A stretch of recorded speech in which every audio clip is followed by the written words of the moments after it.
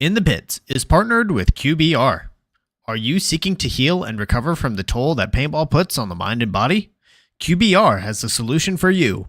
Head to QBRofficial.com and use code PITS10 for 10% off of your order plus free shipping. QBR, they don't sell broccoli. In the Pits is partnered with Mariachi Aguilas de Oro.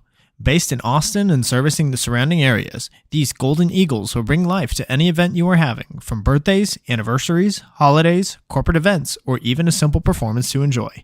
Guillermo Padilla, one of their trumpet players, is also a member of the Texas paintball scene. Visit them on Facebook and Instagram to check out some of their past performances, or give them a call to book them for your event today. In the Pits is partnered with 71 Designs. Owned and operated by veteran Wade Martin, and partnered with fellow Texas brand Compete. 71 Designs can take your ideas for soft goods, merchandise, and casual wear and make them a reality. Message 71 Designs on Facebook or Instagram to get started today. In the Pits is partnered with Hydra. Designed by players for players, you can outfit yourself in Hydra gear from head to toe. Have confidence that when you make a purchase from Hydra, you are purchasing a well-tested and well-thought-out product, trusted by several top teams, including first-place semi-pro team PaintballFit.com. I personally recommend their Hydra Black knee pads. Purchases over $100 receive free shipping. Head to hydra.fit to browse their selection and discover the Hydra mentality.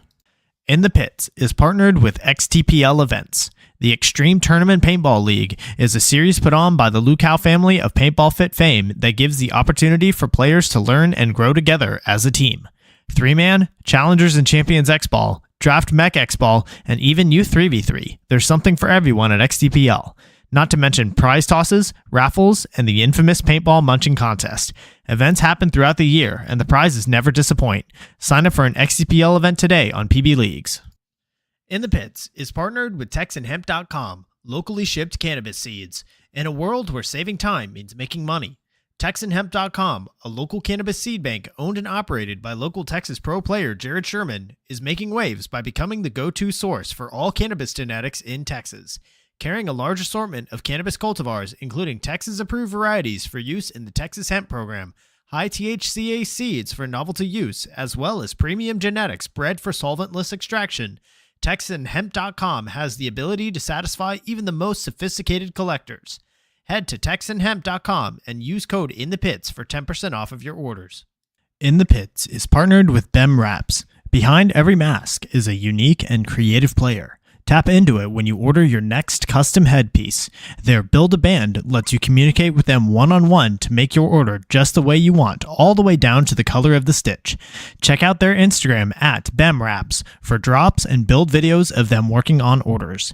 They offer very competitive pricing, so reach out today to get started on your own one-of-a-kind headpiece. In the Pits is partnered with Compete. Compete is a Texas-based brand by Jell Stewart of professional team AC Diesel that provides custom jerseys, pants, headbands, straps, tech shirts, and any other soft goods to help individuals and teams compete at the highest level. Support Texas Paintball and message Compete on Facebook or Instagram and mention In the Pits Podcast for 10% off your entire order. In the Pits is partnered with the San Antonio 3v3 Paintball Series. The series provides local players with an affordable, fun opportunity to experience the excitement of tournament paintball. Visit sat3pb.com for details on upcoming events. In the Pits is partnered with Get Dat Shot. Get Dat Shot is now scheduling photo and reels coverage for teams competing in the upcoming NXL Windy City Major. Head to GetDat_shot on Instagram to check out his previous work or to shoot him a message to secure your media coverage today. In the Pits is partnered with Paintball Kumite. Paintball Kumite is a program designed by Colt Roberts of professional team San Antonio X Factor to take paintball players of all ages, experience levels, and skill groups and mold them into champions. The program breaks the game down into small, easy-to-learn sessions designed to help you master the fundamentals so that you can elevate your game. Newcomers to the program get a free 1-hour introductory class when mentioning In the Pits. To sign up for a class, message at Paintball Kumite on Instagram.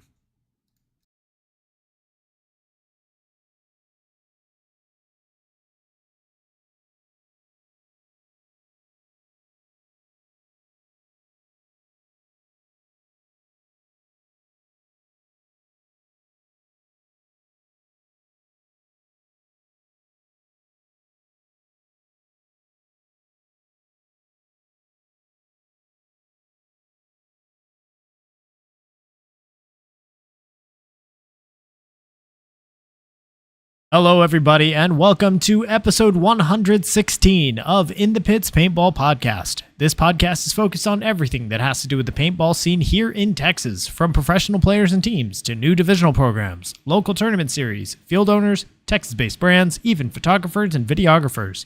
Every week, we'll have a short and sweet episode with a new topic and new special guest. I'm Christian Dallas Smith. I'm a player for the Texas Titans, and this episode we're going in the pits with Philip Middleton, owner of Outlaw Anodizing. Philip, how are you doing this evening? I'm doing good. Glad to be here.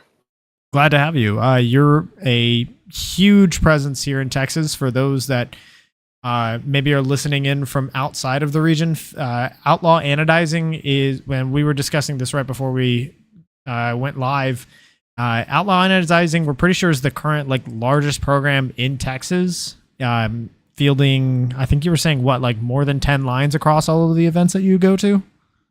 Yeah, right now we're sitting around 10 lines. We've got roughly 80 people total in the program. Jeez, that is a massive undertaking. It's, it's a good thing that that in your anodizing business itself, you're already an industry guy, so you understand how much work it takes to run one line, let alone 10. But right. Man, it's huge what you're doing over there in Houston. I appreciate it. It's a passion of love, really, for the growth of paintball, and we've really kind of built a family around paintball, and the group that we have is, I wouldn't do it any other way.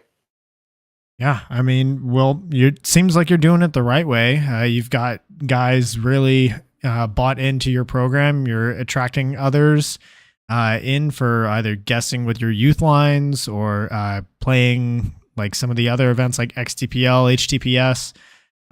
It's definitely especially with all the stuff that I guess, I don't want to say lack of stability, but there's been change in Houston over the last probably 2 years, particularly with fields, and seeing how y'all have been a very big consistent force over in that region has, it's been cool to see. Yeah, it's definitely been a little bit of a struggle as we've had to bounce around a little bit over the 3 years that we've been in existence, but we definitely have a good partnership with all the local fields in Houston. And that's, as we get into kind of this conversation today, I definitely have to give all of them props because, we wouldn't be where we're at without all the fields here in Houston. Absolutely. Got a lot of very passionate individuals there working very hard to keep the game going over there. So, yeah, let's, here in the chat, you've got a lot of love already coming in. You've got RJ, you've got username Liberty Garage. Not sure who that is, but you've also got Josh Cherry, Isaiah Ibarra, Sebastian, and David Cruz, all giving you some shout outs here. So looks Nice. Looks like the anodizing crew is coming in strong here this evening. So yeah, let's get into it. This first question is brought to us by XTPL Events. So for those listening that maybe don't know about you, how long have you been involved in the Texas paintball scene? Oh, I got involved in paintball really early on, it was about 1997. I started playing paintball and working at a field. That's when I really got heavily involved in it. Back then it was called Brazos Survival Games, and now it's currently owned by Tanks Paintball. Um, the paintball back then was completely different than it is now. That was before there was electric guns and everything was spiders and autocockers and,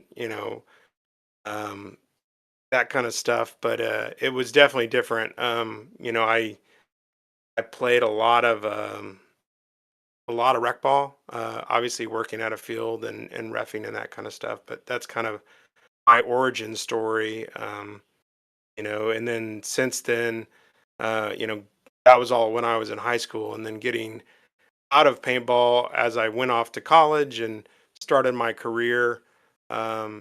filtering back to, getting into anodizing, later on in my career. We started anodizing stuff for the paintball industry. And my son at the time was 8 or 9.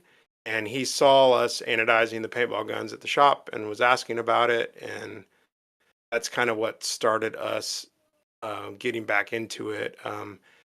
He's like, "Well, what is that, Dad?" And I was like, "Well, those are paintball guns." And he's like, "Well, what does it do?" And so we kind of started talking it, and then we went to a rec ball day at a local field here, and he was hooked. And within a year, we got into our first tournament, and then the rest is history after that. So.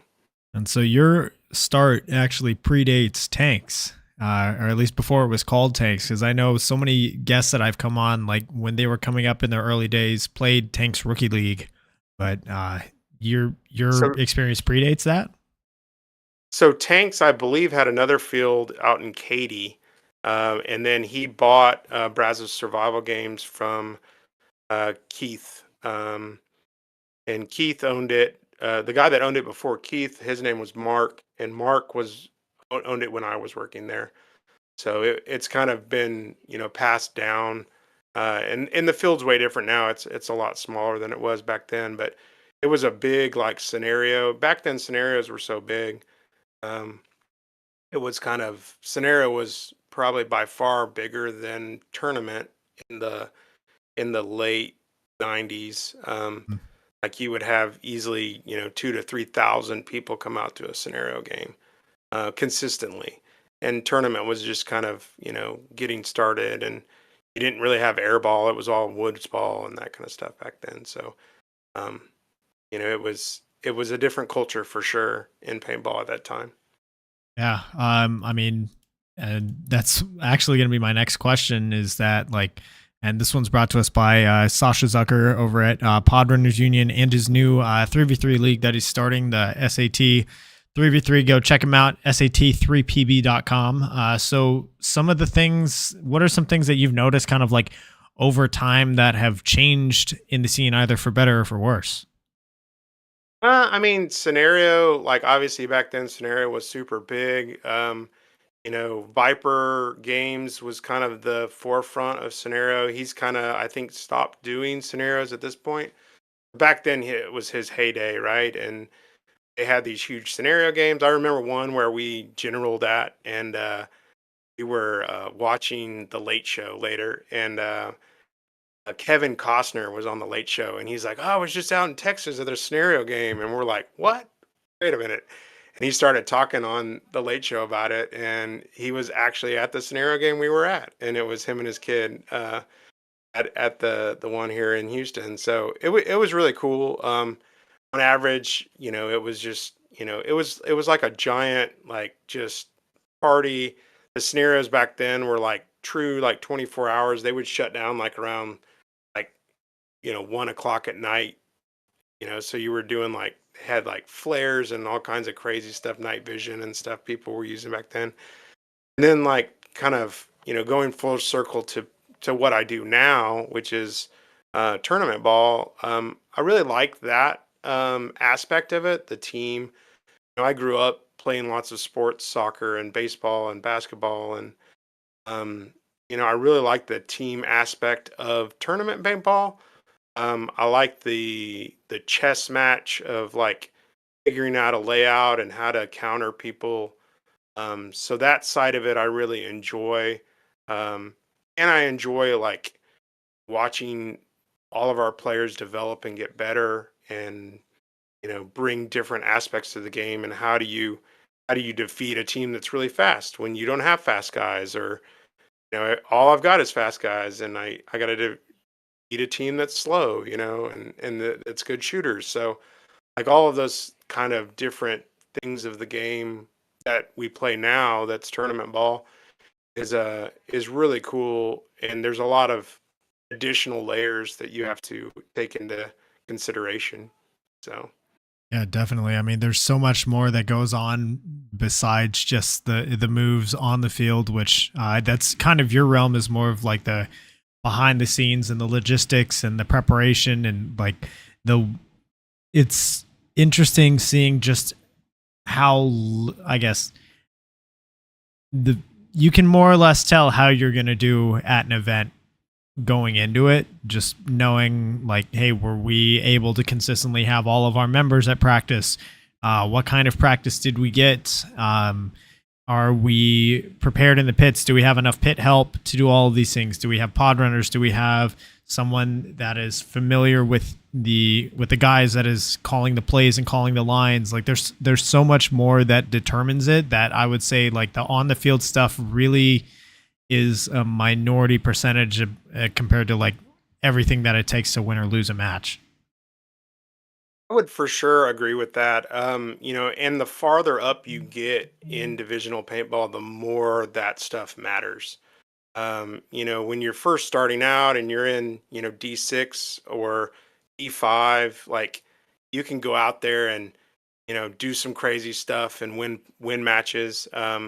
But as you start getting your skill level up and you're starting to play in a D4, D3, D2, semi-pro level, like all the little minute things are what make you win matches. So because everybody at that level is starting to play, you know, you know, more error-free paintball. So you're really waiting for them to make a mistake so that you can capitalize on it.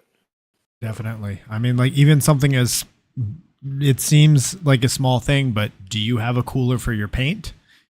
If not, then that could be costing you multiple kills off the break or during points. And those kills can mean points. Those points can mean matches.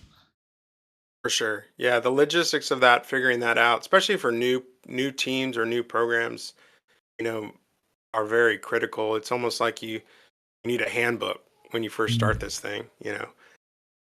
We've been really fortunate to have some, really good people in our program that have had a lot of experience, and that's helped us out a lot for sure. Yeah, definitely. I do want to cover a little bit more about your, I guess, time as a player or Okay. during the times that you have gotten to play. So this one's brought to us by Bemraps down in the Valley. So you've played a lot of 3v3 and 5v5. You've done some X-Ball stuff, like especially in the Champs and Challengers at XTPL. So what have been like maybe one or two of your favorite moments as a player on the field? So with the anodizing shop, we would go to NXL and booth at it. So me and my employees would go and be at the event, and we would have the booth, and we would play three man on Sunday. So that was kind of like the reward for sitting and listening to paintball people all weekend and talk about anodizing. So um, we would have someone watch the booth on Sunday, and we would go play, and that was an awesome journey. We were at that time, there was open and there was, I think, beginner, amateur, and open. So we were playing in an amateur, which was a D3, I think, and under. Mm. Um, and we did that for, I think, in 2002. We did that all year at NXL. And one of my favorite events was this one at Chicago in 2002. We won the amateur. And that was a cool experience. It was rainy, which unfortunately Chicago tends to be that way. Mhm. Hopefully not this weekend, but we'll see. But the that was a great event. We kind of went into it just kind of nonchalant, and as the day progressed, we just kept winning and winning and winning, and at the end of the day, we left with a big trophy and a bunch of smiles on our face till we got in the car and had to drive home. So, uh, Yeah. That's and then I would say one of my second favorite would have been Cup, and that was a really cool event last year. mm, Same thing, had the booth. I played the three man, and my son played with me, and that's when they introduced the intermediate series, which is the D4 and under, and we played in that. And me and my son and a couple of our other D4 players took second at Cup, which was a huge accomplishment. I want to say there was 50 some odd teams at that tournament, wow. and my son at the time was 13, and watching him go up the middle and just smoke adults was awesome. So Oh yeah. I mean, just watching them like be able to do the thing that you're so passionate about and being able to pass it on to them. And this one is brought to us by Mariachi Aguilas de Oro. So your son Tyler plays, and then you've also recently gotten your daughter Reagan into the game as well. And you've gotten the blessing of getting to play with Tyler. I don't know if you've gotten to play any events with Reagan yet, but hopefully those get to come your way eventually. So how important are opportunities like those to you? I mean, I think like in general, the whole experience of playing with my kids is kind of what brought us into or brought me back into paintball.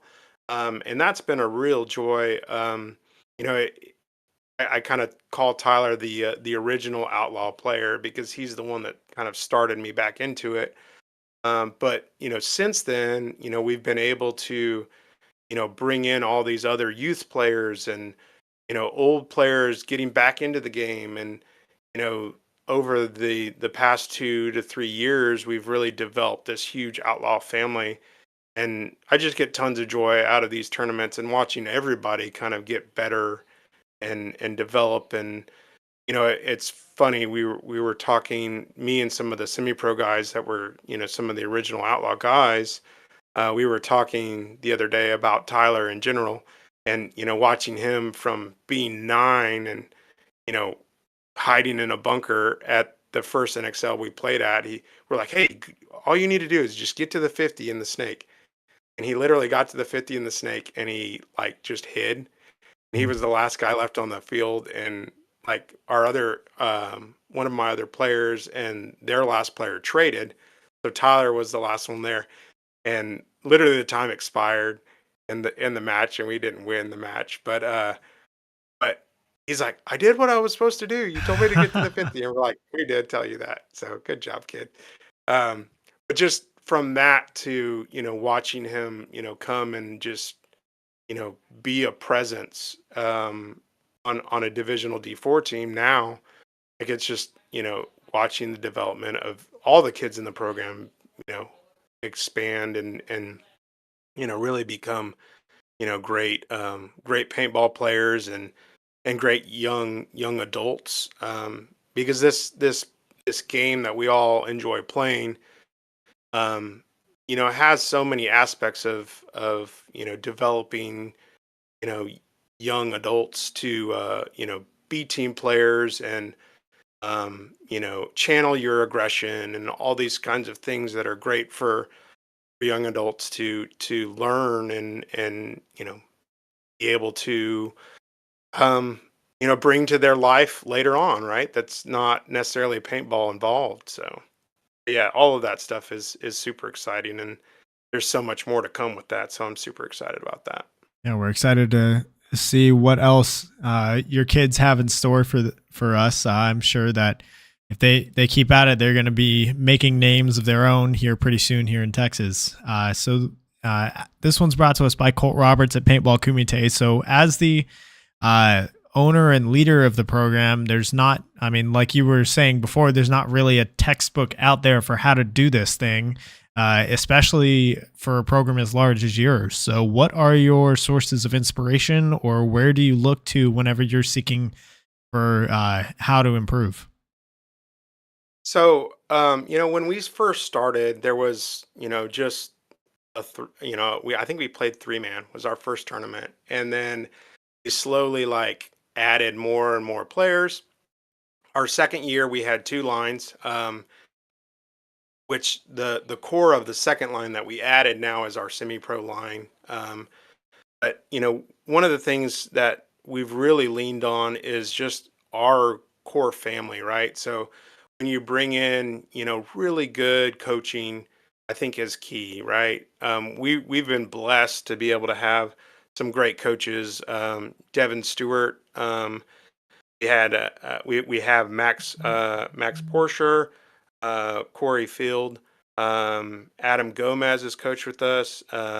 Nick uh, Nick Palask has also been coaching with us, and these guys, have been in paintball for a long time and have been able to help mold and, grow the paintball side of it. One of the things that we really focus on in the program too is having a good mentorship from the top down. So, we really lean on my Purple Gang, which is our semi-pro guys.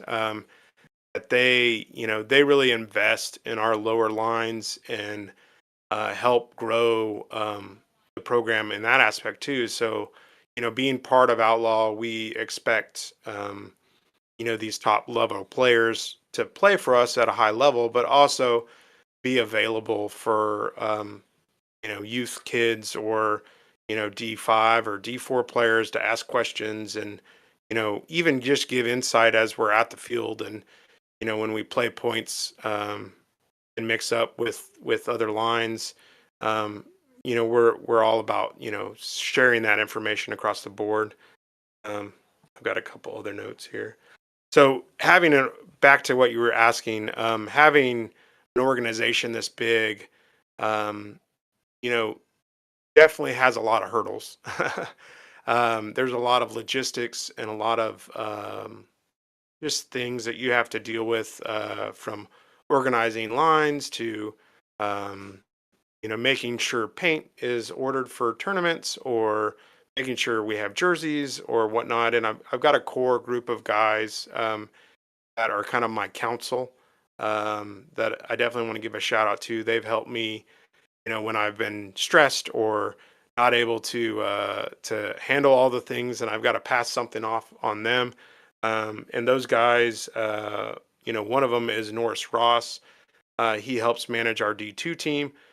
He's been a huge asset the last 2 years, being able to help with some of his background with the industry people and help kind of grow our program and get some of our great sponsors that we have in the program.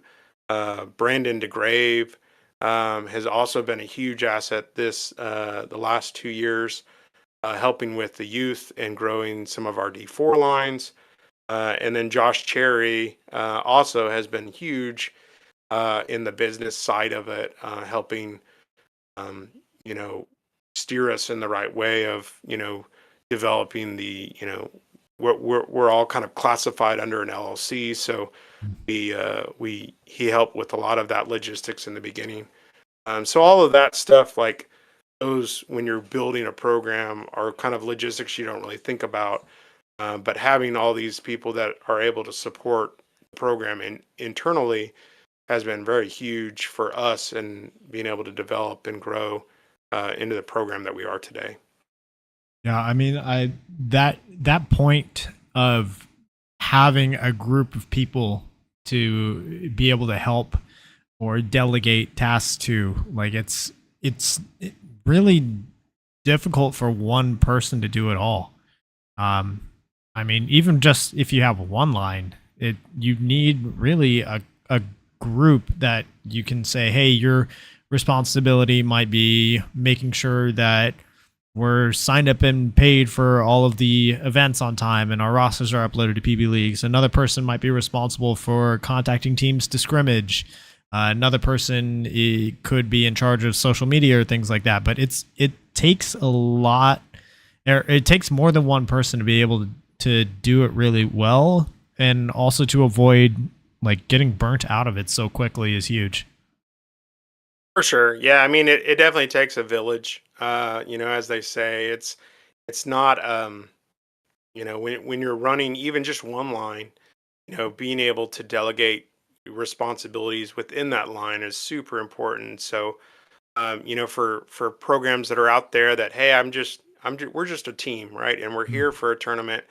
Make sure that you as an individual on that team are supporting your captain or your, whatever y'all are calling the leader of your team, and make sure that he's not getting burned out. Because just like you said, I mean, there's so many teams that will go into a season, they'll play one season, and then it'll just fall apart because everybody's there to play, but there's a lot of things that have to go into it prior to getting there, and then once you get there, there's a ton of other things that you got to do. So make sure everybody pulls their weight, and y'all will succeed, and you'll grow, and you'll become, successful as a group in and off the field. So that's super important.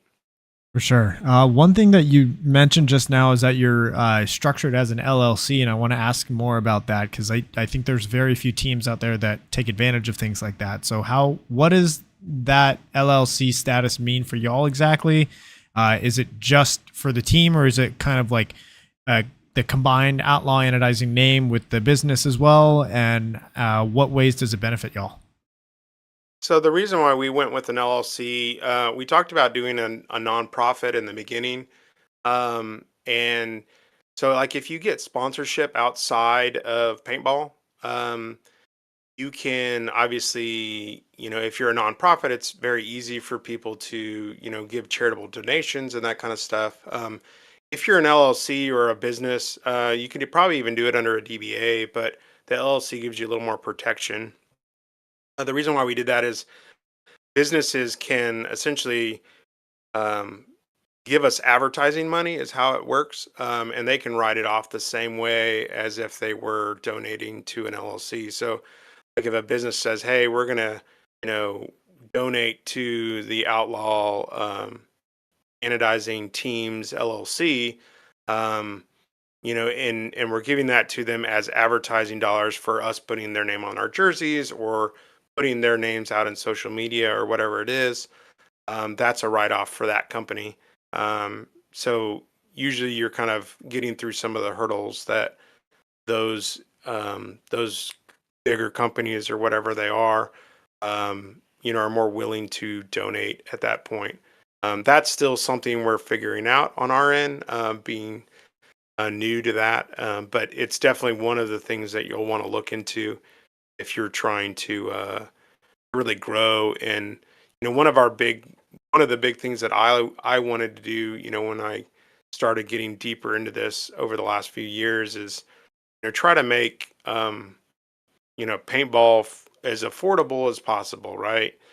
Because the more affordable we can make it for our players in the Outlaw program, the more players can play. There are definitely people um, that aren't as well funded, that want to play paintball, be it like a youth player, right? They don't have a job. Their parents have to pay for it. So, being able to, make it affordable for a kid that's 12 to come out and play is super important because they're very limited on what they can't go get an extra shift or go you know work work and do whatever. Like, we do try to do fundraisers for our kids.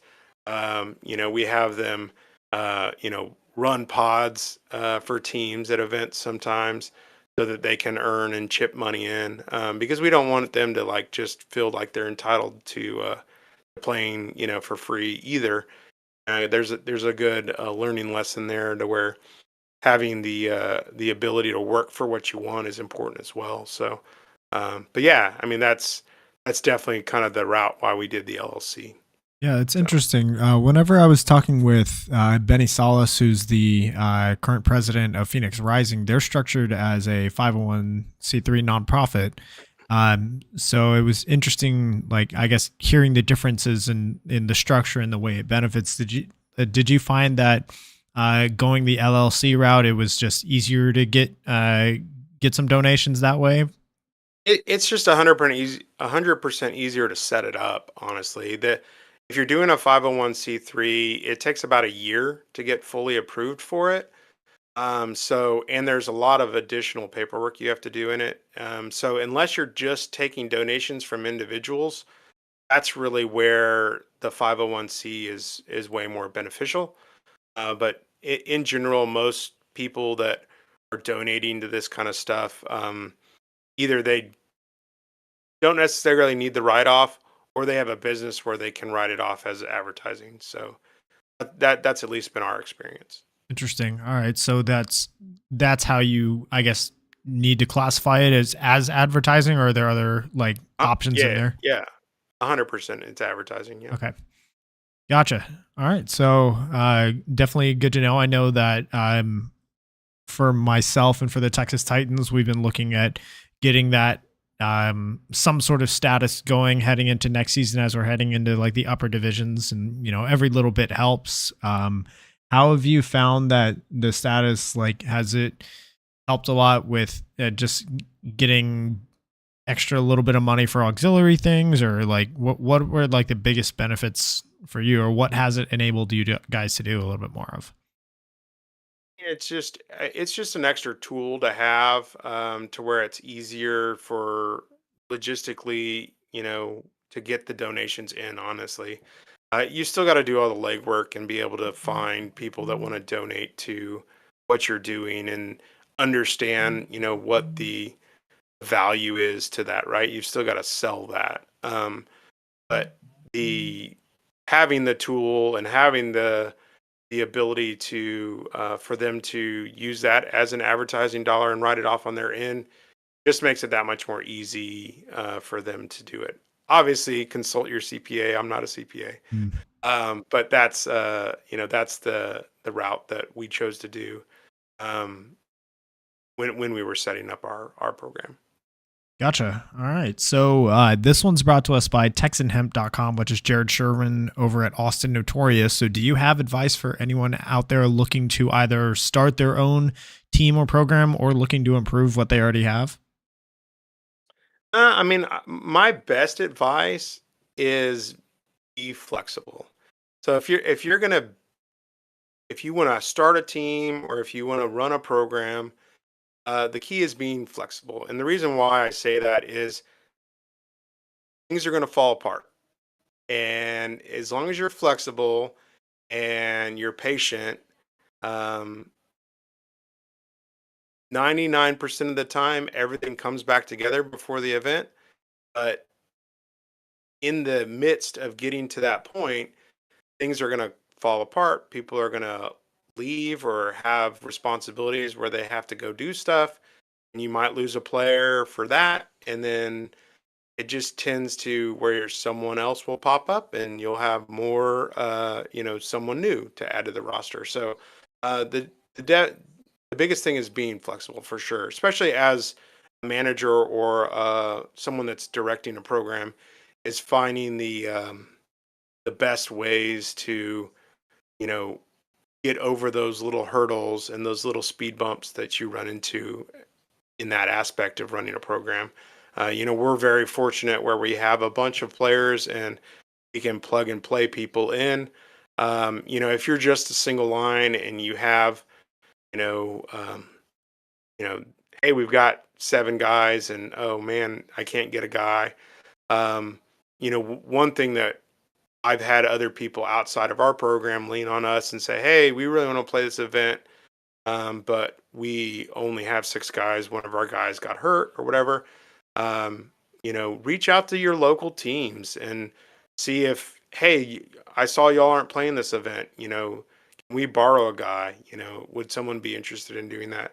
We're all here to grow paintball and make paintball more enjoyable in Texas. And, the more we can, have that camaraderie with our local teams, the better. So, I know that like at our field, and a lot of the local fields around here, we definitely have players that will go play with other teams that are outside of our program when they're not playing at a tournament with us. So I think that's a huge part of paintball and kind of circling back to that flexibility. So definitely it's important to be flexible and to have that relationship that you can lean on other teams or programs that are around you to help fill the void when you have a void. So Yeah, absolutely. I think for one, just building that relationship with other local teams, it's important to have a good relationship with the people that you see at the field every single weekend, even if they're not necessarily in your program. But if you're just starting out, leaning on those guys that have the experience, you will take away a lot more than just like, hey, we needed a snake body and they lent us a kid that can run the snake off the break. You will get so much more than just like a body on the field. They'll teach you things that maybe you didn't even think about, like especially when it comes to like running pits is probably the biggest thing that you can learn as a newer team from one of these more experienced players or guys. And yeah, just don't be afraid to reach out and ask questions, make connections. That I think that's kind of been my theme of this podcast for the last 2+ years, is just like reach out to people and ask questions. Don't be afraid. Yeah, and that circles back to if you are that more veteran team at your field, be available. Be available for those questions and be able to answer, I'm not saying you have to devote, half your practice to that. I'm just saying be available. If you're, if you tend to put off a vibe where people can't talk to you, then you're not growing the sport. I mean, and that's, if we want paintball to grow and we want paintball to, you know, get just more followers and more people involved, we've got to, as a community, be more available. Absolutely. 100%. So let me check the chat here. Let's see. You got Cody Kipp in here. Username Stutter is in here as well, giving love. So now kind of moving to talking about your business, and this one's brought to us by FA Athletics. Outlaw Anodizing has been doing custom work for paintball markers, firearms, other anodizing jobs for several years now. So what was it that got you into that market? So when we circle back to me going off to school, I got into gunsmithing. That's what I got my degree in. I got into the firearms industry. I went from doing custom gunsmithing and custom firearms to into manufacturing of firearms, and full circle. I got to the point where the company I was working for, we couldn't find consistent volume anodizing, and that's what led me into helping open an anodizing company. And then within a year or so, I left where I was working and started running the anodizing company myself. And I've been there for about, I guess it's been about 6 to 7 years now, just doing anodizing full time. And then as we got into anodizing and we were branching out of just doing firearms industry, we started getting into motorcycle industry and paintball and some other kind of extracurricular stuff. We do a little bit of job shop, oil and gas kind of stuff, but our main focus is still firearms, and probably paintball is our probably second biggest industry that we deal with. Gotcha. So, I've seen the pictures on your website. You see that, at least from what you've posted, you have like a full-on facility where you're doing like mass orders of things. And I imagine that you're not really doing mass orders for paintball at the moment, but it still seems like you're doing like pretty significant volume throughout the year. Yeah, I mean, we would we've had some customers where we've done more volume paintball stuff, but for the most part, paintball industry is very like custom, more art driven kind of stuff, which we enjoy. There's a balance, obviously, for our business of, doing kind of our bread and butter black firearms industry stuff, versus doing the custom one-off anodizing for individuals or for other manufacturers in paintball. But yeah, it's definitely a balance. I enjoy both. I definitely enjoy the art side of it a little bit more. But you gotta pay the bills and keep the lights on too. So there's definitely a balance. For sure. And this one's brought to us by Jonathan Spaniel over at QBR. His QR code's here on the overlay, and you can go to the website, use code PITS10 for 10% off and free shipping. Working for Project and Technique Anodizing, I mean, you and I both know that there can be a lot of challenges when it comes to the industry. So what is one difficulty that you have to overcome that maybe the public might not consider whenever they think about anodizing? I would say, like, most people don't understand what anodizing is. So anodizing is not paint. Um, like paint, you get from a store or order it or whatever, and it's a color, right? And you put it on an item, and that's what you got. Anodizing, there is multiple elements into creating what's the anodizing film, and that film that you put on the part is a porous film that accepts dye. So that porous film that accepts dye can have various attributes to it.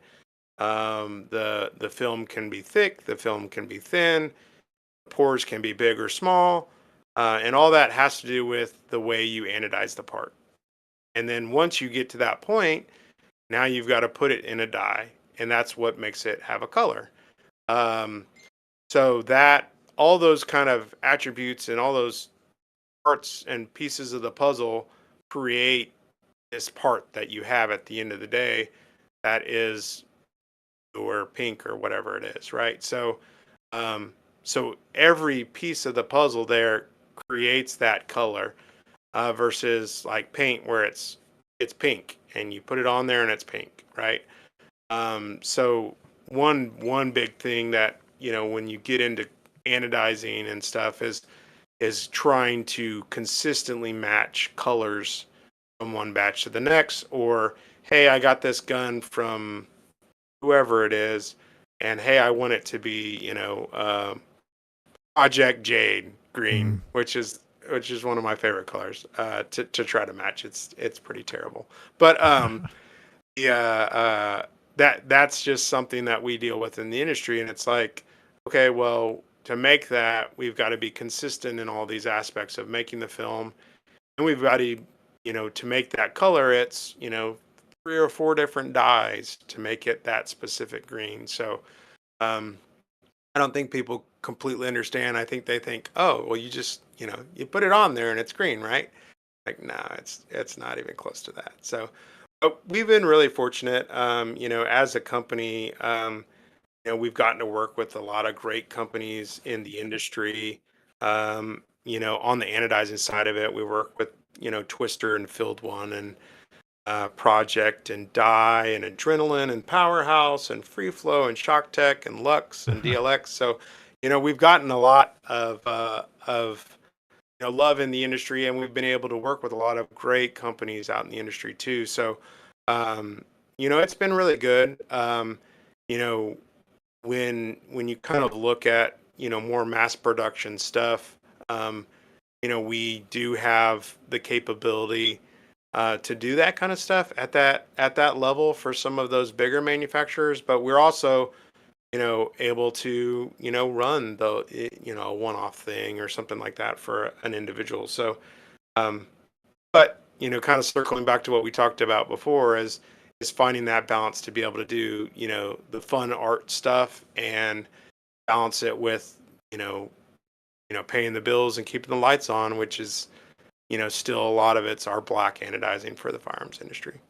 Yeah, for sure. I think they just don't. A lot of the public doesn't realize just how much chemistry is involved in the process and how finicky it can be, especially like when dealing with the Texas summers and how hot it is outside. Like the temperatures have to be within a very specific range of often like 2 to 3 degrees, and it can be difficult to keep those conditions consistent over 30 minutes to an hour and a half or however Oh, for long. sure. Like these markers are in like the process, and like, hey, if you go off by 1 degree, then guess what, you're doing the whole gun again, and that's Oh, yeah. it's it can be frustrating sometimes. For sure. Yeah, For sure. And that's kind of back to like people don't understand, they think it's like paint, and it's not. It's a completely different process, and having that correct film is so critical in accepting dye or taking dye a certain way. So that's what makes it, it's an art to get it right on just taking dye, and then it's an art to make it, look really cool. So like, there's a lot of different aspects into making anodizing really cool, and the stuff that we do, and the stuff that Technique does, and the stuff that Arc does, and Caustic, and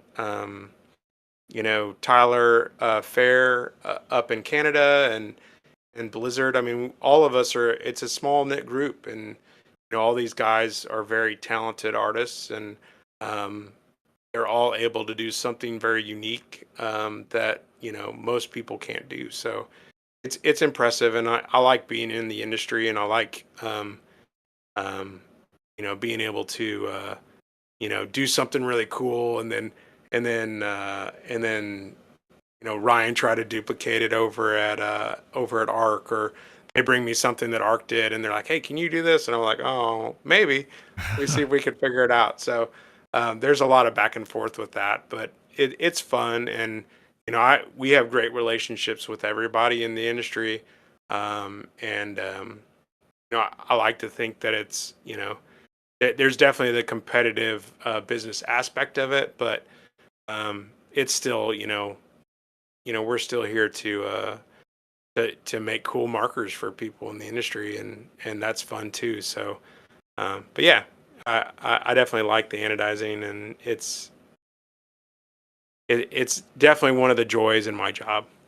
So. Yeah, absolutely. I mean, I think you've seen a few more anodizers kind of enter the scene over the last, let's say, 5 years. And that kind of push for competition, it's really cool to see how anodizing has evolved and seeing what's possible going from probably, let's say, like 6 to 10 years ago. You had a bunch of like splashes and fades and other like somewhat basic creations compared to what you're seeing now with like in very incredibly intricate airbrushing and stenciling work that it's just so cool to see how far that realm has been pushed because of everybody that has this talent and passion and that they're putting into it. For sure, yeah. I mean, it's that's what drives us, right? We, kind of what I was saying, like, where someone will, Arc will do something really cool, and then I'll have a customer send me a picture of that and say, "Hey, can you do this?" And then we've got to figure it out. So like, that part in our industry has definitely helped grow the artistic side of it, for sure. It's and there's a lot of those techniques and those different things to make something really cool are very like the secret recipe, right? So there's a lot of like you've got to figure it out, and you've got to try things, and the more kind of R&D that people do, the more cooler things that come out, and that's what makes us have really unique new things in the industry. So it's cool to see, and I think like you said, there's a lot of new people, and new guys have new ideas, and that's going to create even cooler markers, I think, over the next few years for people to have and get to shoot. So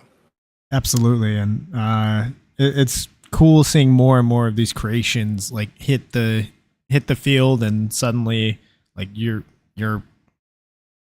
definitely turn some heads with some of these creations that are out there. So what have been like some of your favorite markers that you've done over the years? I mean, we've done so many, it's hard to say. I've got I personally like to do 3D stuff where it's like polished stenciling over a matte finish. I've done a few like really cool stuff for Adrenaline. We've done some really cool things for Field One.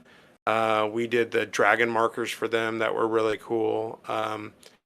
Yeah, For me, I would say stenciling, 3D stenciling stuff would be what I would say some of the cool stuff I've ever worked on. But yeah, I would say probably that. So and we definitely specialize in a lot of 3D stuff with stenciling. Um, is some of the stuff that on the high end that we do specifically at our shop that some other shops might not do. Yeah, definitely. And real quick, I want to just pause and say thank you to Norman M in the chat, who I can't tell if those are reindeer that he sent in there or goats. I think those are goats, but he paid for a super chat to make sure to put that in there. So thank you for that, Norman. And then B Gravy in the chat, he says that his favorite was probably the Hormesis CS3. Did you have a hand in that?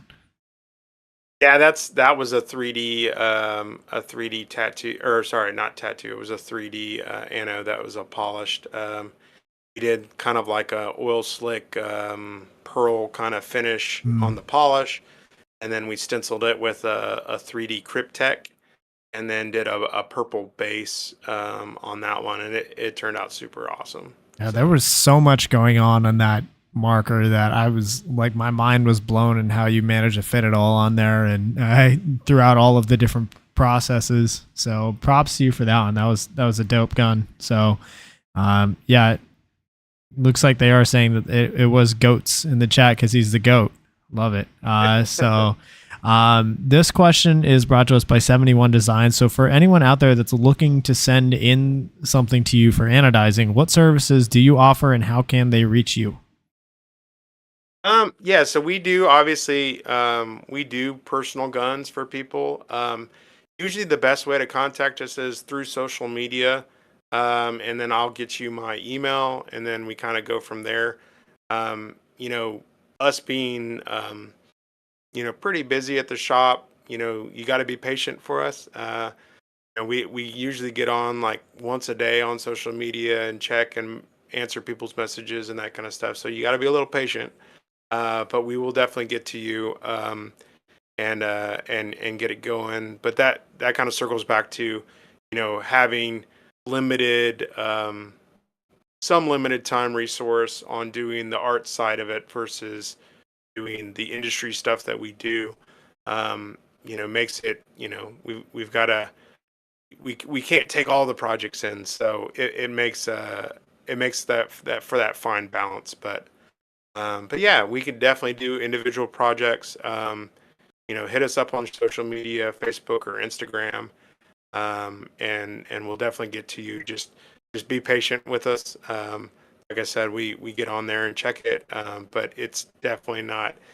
If you're expecting a turnaround in like 30 minutes, sometimes it will be if if that's the time of the day that I'm getting on it.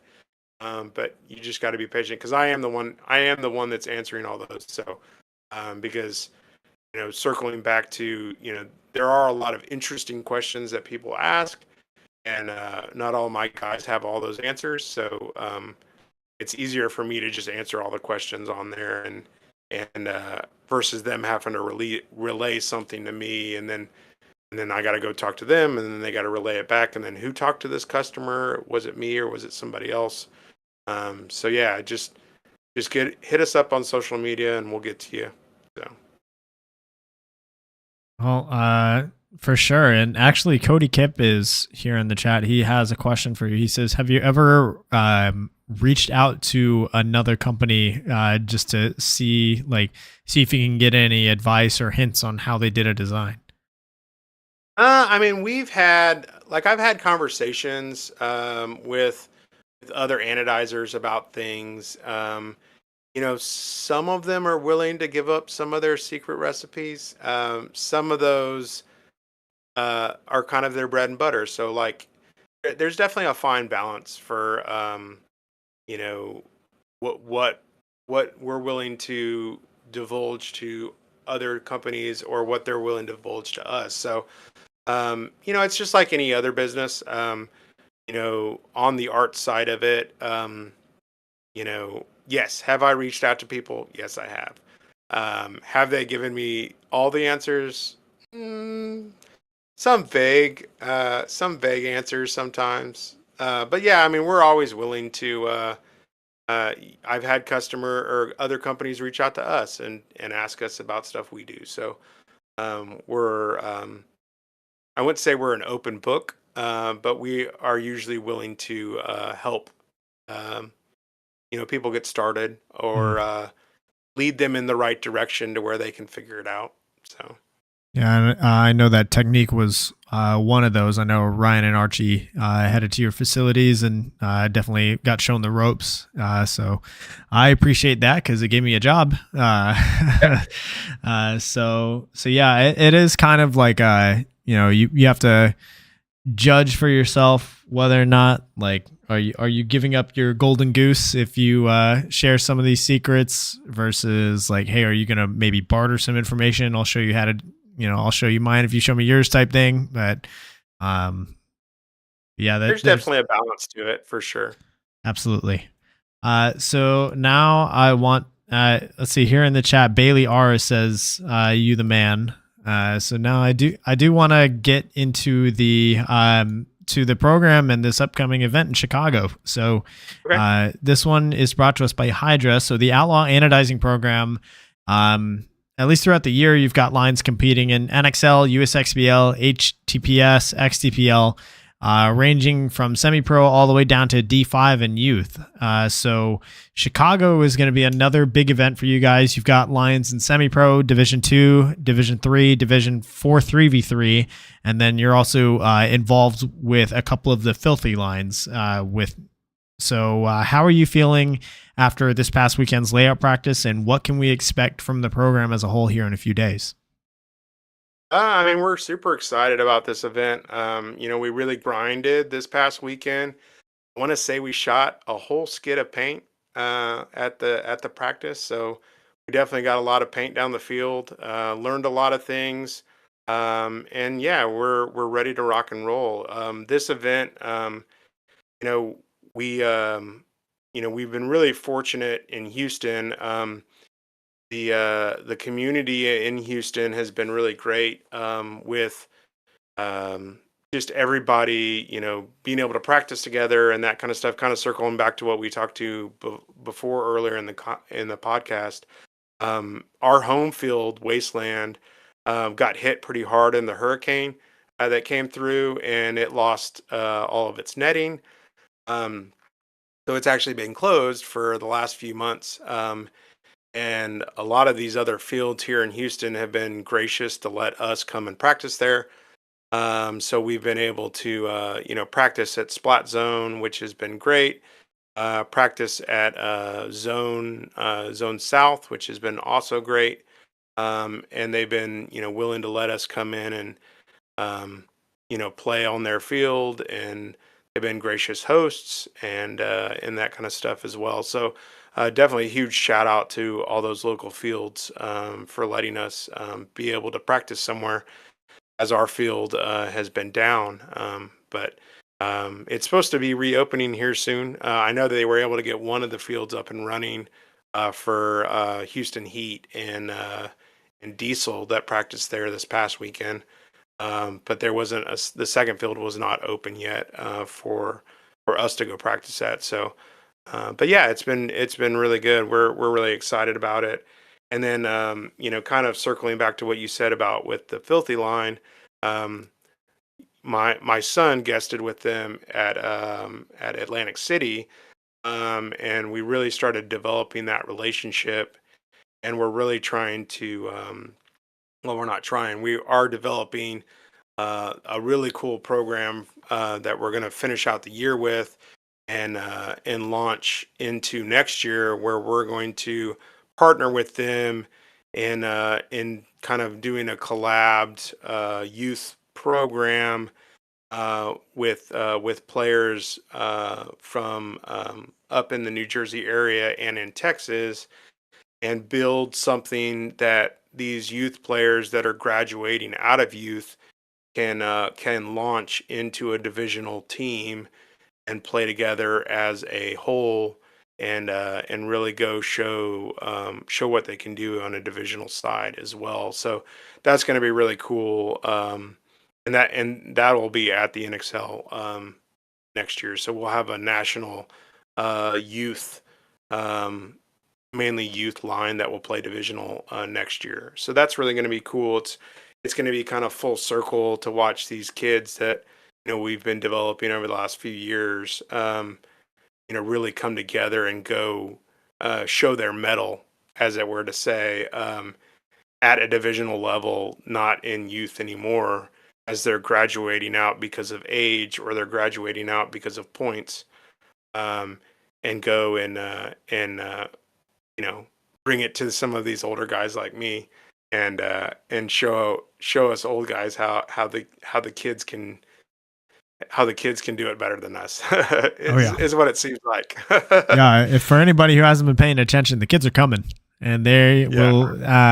It's not going to be gentle whenever they arrive. They're going to definitely bring it to us.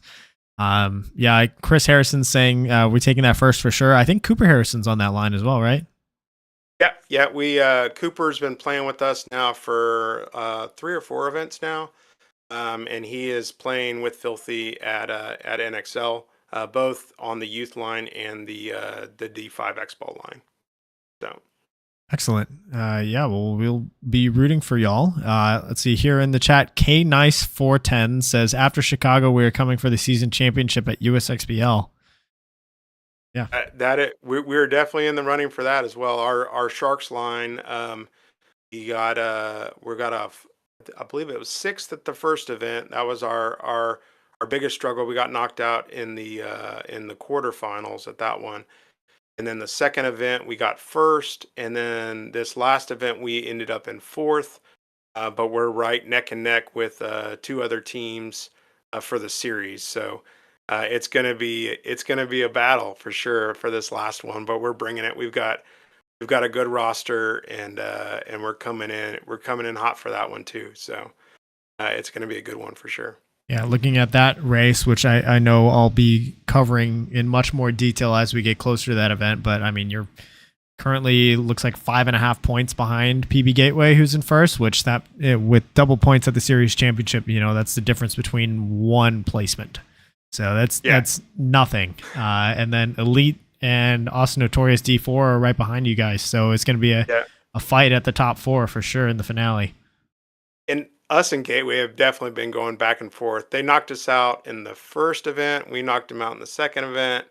And then we also beat them at Texas NXL in 5-man, D4 5-man. And then they knocked us out at this event in the semifinals. So it's definitely been a back and forth all year with them. They've got a really quality line. They've got some killers on that team, and we're excited to see how we match up against them here at the end. So this will be the icing on the cake if we can pull it out and bring home the gold. So yeah, absolutely. I mean, first things first, we got to handle business in Chicago. For sure. Yeah, which there's actually quite a few Texas teams that are attending this one. So I don't think very many Texans attended Atlantic City, if I remember correctly. There's maybe like 2 or 3 teams. We had 2 lines. We had 3 lines that went. So 3 of our 4 lines attended that event. So, but yeah, it definitely was a smaller event. It was a good event. I enjoyed Atlantic City. The weather was great. The venue was awesome too. Having concrete where the all the vendors was awesome. Yeah, that looked like a really good setup there. But yeah, this one for the Windy City Major. I mean, looking at the season rankings for your flagship line, you guys have. I mean, it's your first year in semi-pro, but you've definitely been steadily getting better. I know in Texas, I think you had like a 3-way tie at 3-1, and then you were the odd one out, and it was just that was rough. Sucks when that happens. Go 3-1 in the prelims and don't move on. That's a tough pill to swallow for sure. And then our D2 line at MAO, I believe we got 5th at that event. So The D2 line's really coming together on that, and then our D3 line's been in it all year. We got third at Vegas, and then steadily making Sunday. But we've still got some hurdles to jump through there. And then our 3-man line, we have gotten we got it was second at Cup, we got third at Vegas, third at Dallas, and then we got knocked out in the first or second round um, at MAO. But we're coming for this one. We're still after that gold, man. So hopefully this is the tournament to bring gold home for our 3-man line. So Oh yeah, and especially with this line or for this event for across all of the divisions, it's like the last chance to lock in the World Cup, Champions Cup buys if you haven't already done so. So like especially for your D3 line, I know with a top finish, you guys are in. So, and I don't know about D2. I think you can drop an event in D2, right? I think you have one drop. Yeah. So, Okay. I mean, with our 5th place finish at the last one, I think we're sitting at like 10th right now.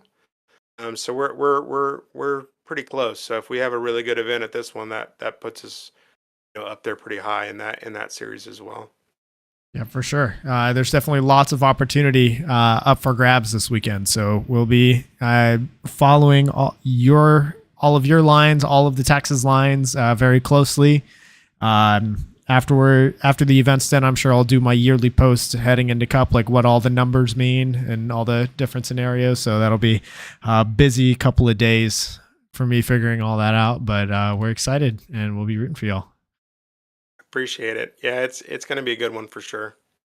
Absolutely. So we're kind of wrapping up our show here. So for everybody that's tuning in live, first, thank you so much. If you have any questions that you want to ask Philip, please get them in the chat now before we close. So Philip, this next question is one that I ask everybody that comes on the show. Helps me get the word out on anybody flying under the radar or otherwise being underappreciated for the things that they do for our community. So this one's brought to us by Get That Shot, who is doing media in Chicago. I believe he drove up there today. He said he actually forgot his laptop at home, so he had to like wait in line at Best Buy for a couple of hours to go buy one just for this event. So please help him out. If you're needing some last second media coverage, hit him up. That's GetThat_shot on Instagram if you're needing media coverage up in Chicago. So is there anybody in Texas? It could be a team, a player, a brand, a project, community member, media guy, vendor, anybody that you believe deserves more recognition for what they're doing.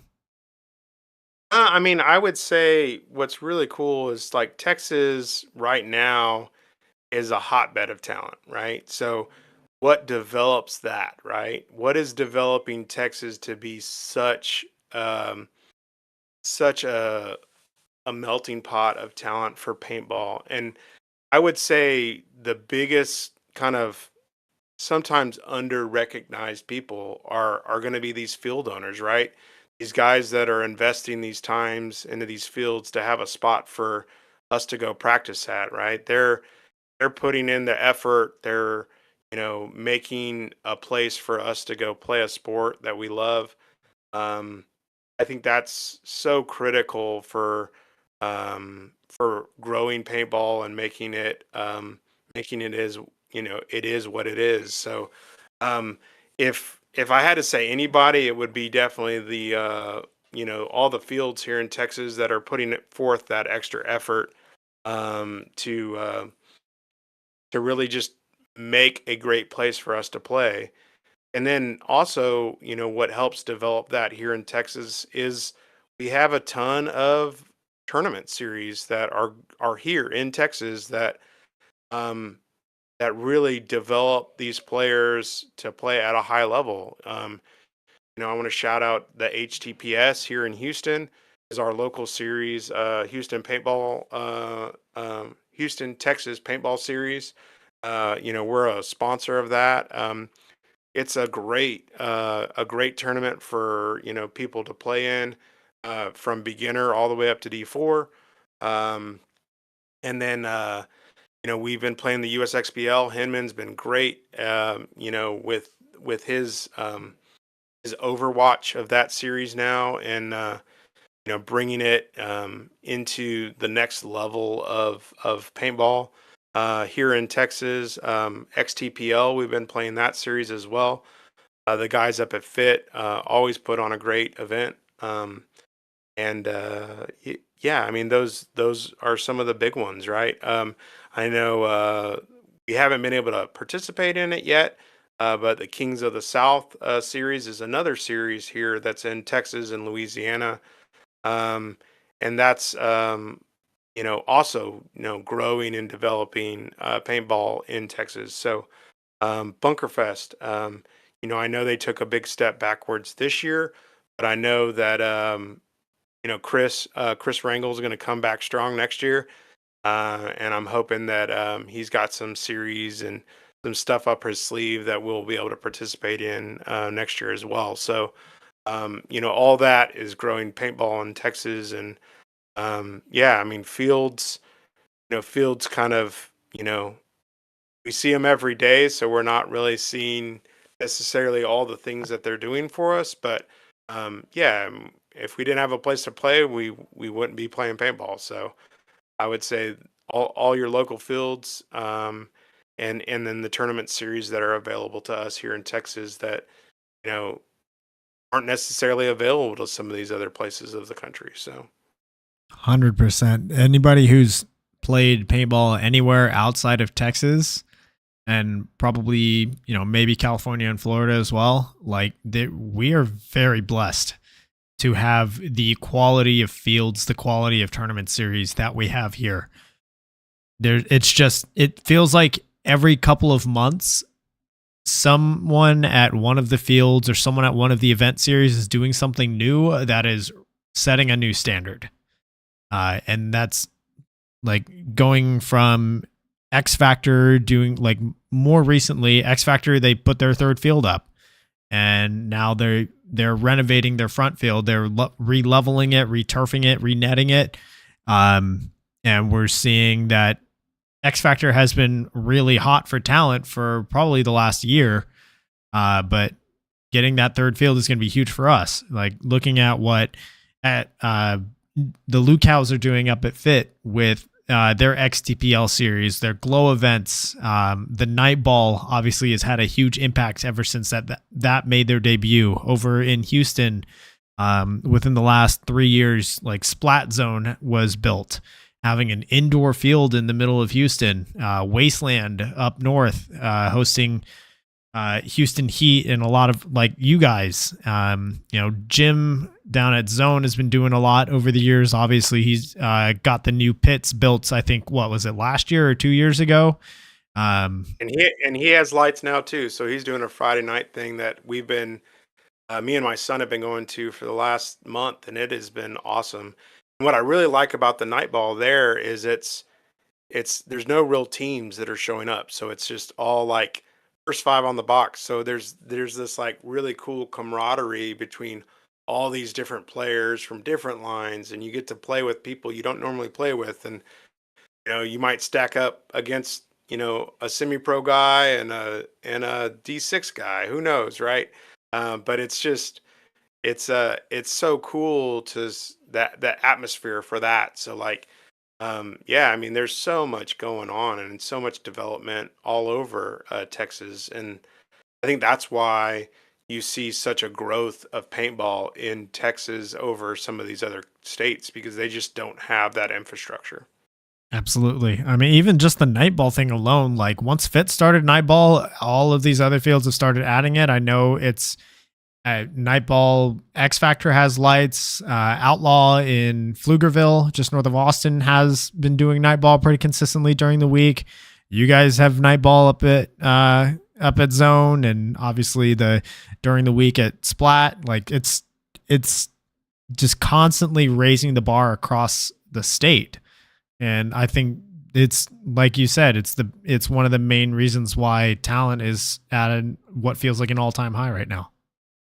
For sure. Yeah, and here in the chat, Wade Martin, one of our sponsors, 71 Designs, he says that the Houston Meanies will be hitting up HTTPS, so we'll definitely see you there. Yeah, we'd love to have y'all out here.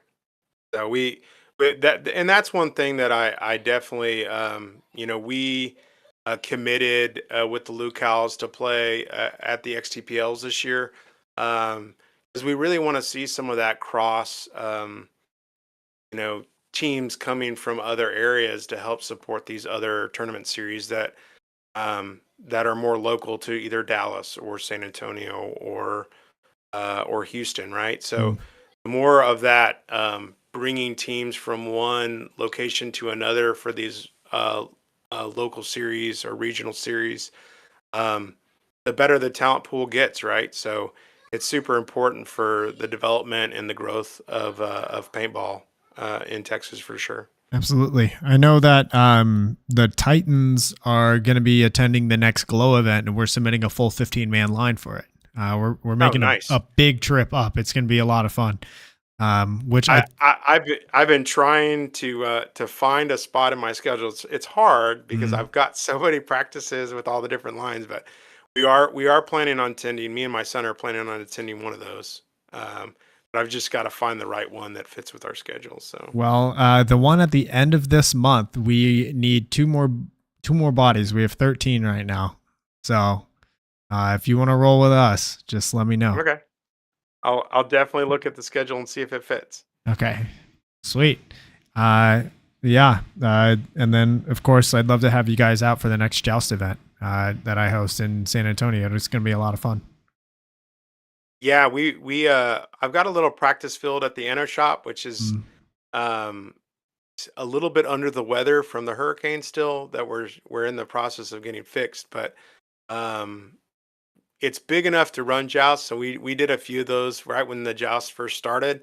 Man, they're a lot of fun. So if you get a chance to go out to the joust events that they're having out there, it is a blast. It's definitely a whole different atmosphere of paintball, and you really get to really um, show your talent and be part of a team at the same time, which is really cool. It's definitely a different look. for sure. Yeah, David Cruz in the chat. He's saying the dojo. Yep, I remember those posts that y'all were making. I was definitely jealous. Yeah. It was definitely when we were going strong with it, it was a huge asset, and it's going to be a huge asset again. We've just got to I've got one of our cables broke on one of the poles, and I got to get it fixed, and adjust, like some of the poles got a little bent in the Mm, high winds, so we're getting all that fixed, and then it'll be back open. But it's nice. I have lights on that as well, so when it's really hot in the summertime, we would go out at night and practice, and it's about at least 20 degrees cooler at night. So that made a huge difference when you're talking about 100-degree weather outside. So all right. Yeah. A night joust. I can't imagine anything cooler than that, really. All right. So, yeah, here in the chat, we're kind of getting to the end. Chad Figurado says, thanks for all you do in the paintball community, Phil. And Chad's one of our guys that travels with our D2 line, and he it's funny, when he joined us this year, I was looking at his APPA, and I'm like, how many events did you do last year? He did like 30 something events last jeez. year he played. I'm like, geez, that's impressive. So, but he's a great player and a great asset to our program, and we're glad to have Chad. Yeah, absolutely. All right. So I think that just about does it. Philip, this final question is brought to us by Compete, which is Jell Stewart's brand. Message him on Facebook or Instagram. Mention In the Pits for 10% off of your order of soft goods. So, Philip, thank you so much for your time. Do you have any last shout outs or things you'd like to say before we sign off? Yeah, I've got just obviously Outlaw, we've discussed it. It's a big program. It's a great way to grow the sport, but we wouldn't be here without our partners, right, in the industry. We this year we've partnered with Wasteland Paintball Park as our home field. We're partnered with Pro Edge Paintball. We're a JT 5-star team, GI. We're partnered with Committed Paintball and Twister. Powerhouse, is also a partner with the program. On the anodizing side, we've been fortunate to partner with Field One and Hermesis and Dye and Adrenaline and Sandana, Project, Filthy Streetwear, Hydra. And then I also once again, I want to shout out to all the Texas fields that have let us play or scrimmage their teams. Paintball Zone, Splat Zone, Legends, X Factor, Outlaw Paintball. Just to say a few, y'all been gracious hosts when, like our semi-pro teams have come out and practice teams. Always, love to be at y'all's fields, and it's always a great experience to be be growing paintball either at our facility or at yours. I also want to shout out most of all the Outlaw Paintball family. Without the guys that are in our program, I wouldn't be doing this. I'm not getting paid to do this. This is 100%. I love the sport and I love the guys that are in our program. And, it's definitely, there's a lot going on. But I do it because we're a family and we're here to support each other. And, we want to grow the industry. We want to grow paintball, and we want to support each other. And that's super important. So that's definitely the biggest shout out of all is my Outlaw Paintball family for sure. Absolutely. And you've got a lot of Outlaw Paintball family members in the chat giving some love, including Tyler Middleton, who sends a smiley face in there.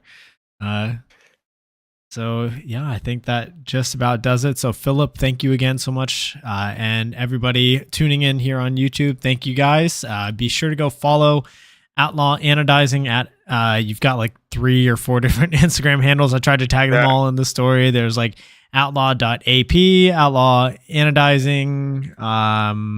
The third one I'm trying to remember. It's probably my personal one. Yeah, so your personal one is at Philip Middleton 2722.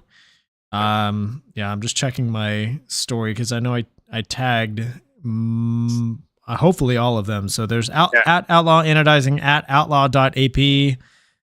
And then there's one AP more. is the anodizing paintball, and then Outlaw Anodizing is the actual anodizing shop. And then you also have Outlaw Anodizing _paintball, which I see it doesn't look all that active. So I don't know if that's still the one that you're using, or I think that one is an older one that we're not really using anymore. The AP one is the current paintball program Instagram. Gotcha. All right, so go follow those Instagram handles. Also, Philip's personal page. So, what other guests would you all like to see on the show? Be sure to leave a comment down below. While you're at it, hit that subscribe button. The show goes live weekly here on youtube.com/@inthepitspaintballpodcast, and recordings are posted to YouTube, Amazon, Apple Podcasts, and Spotify the next day. I want to give a quick shout out to my partner and sponsor to your subscribers on Patreon, FU Athletics, Get That Shot, Paintball Kumite, Compete, BEM Raps, Hydra, XTPL Events, Mariachi Águilas de Oro, Podrunners Union, SAT 3v3, 71 Designs, TexanHemp.com, and QBRofficial.com. So we will see you guys next week for episode 117. We're going to be breaking down some stuff that we see in Chicago this weekend. Good luck to everybody that's attending. Safe travels, and we'll see you next week. Philip, thank you so much. Yeah.